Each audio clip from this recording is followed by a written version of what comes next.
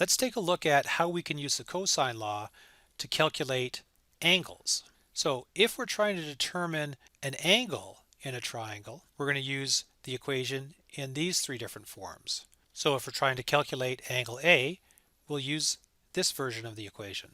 If we're trying to calculate angle B, then we'll use this version. And if we're trying to find angle C, we'll use this version. To calculate an angle in a triangle, you need to know all three lengths. If you don't know all three lengths, you're not going to be able to calculate the unknown angle. For example, if I want to know angle A, let's mark that with a theta. I don't really care about B and C, but if I knew B and C, I could find angle A without using any of this. I could just use the angle sum theorem. But let's say I don't know angle B and I don't know angle C. I need to know what C is equal to, I need to know what B is equal to, and I need to know what A is equal to. So let's just put some numbers on this diagram. So let's say that this is 12, and we will say that this angle over here is going to be 19, and let's say that this is 21. Okay, so in this case, we're trying to find angle A, which means we're going to use this version right here of the equation. Let me just clean up this screen.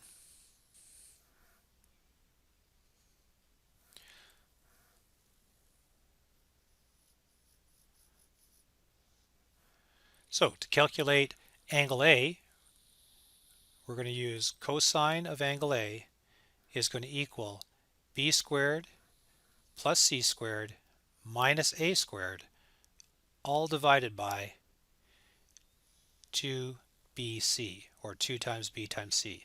Now we have to calculate the numerator before we can divide the denominator into it. Let's substitute in what we know. So we have cosine of angle A is going to equal b. Now b is 19, so it's going to be 19 squared, plus c, which is 12, so 12 squared, minus a, which is 21 squared, all divided by 2 times b, which is 19, times c, which is 12. Okay, so I'm going to need to calculate the numerator before I can divide it by the denominator. So let me show you how you can enter this in on a calculator all at once. We're going to go 19 squared plus 12 squared minus 21 squared.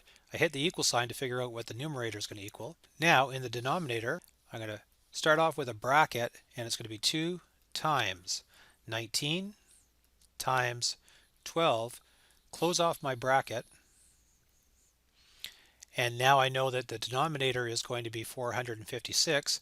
If I had equals again, it's going to tell me what 64 divided by 456 is.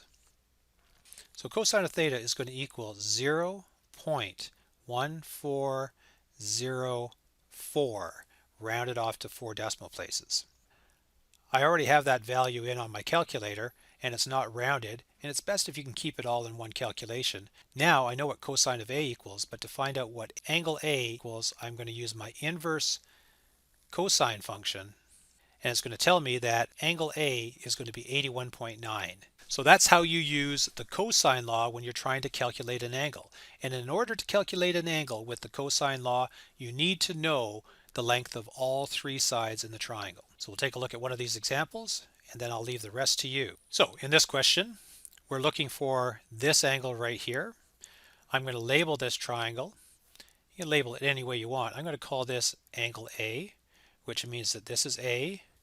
Let's call this angle B, so that means that B is over here, and that leaves C over here and side C here. So because I'm trying to find angle A, I am going to use cosine of A equals b squared plus c squared minus a squared, all divided by 2bc. I'm going to plug in what I know, so I have cosine of A equals 8 squared plus 9 squared minus 7 squared. And that's going to be over 2 times 8 times c, which is 9. A lot of this stuff I can figure out without using a calculator, so let's go ahead with that.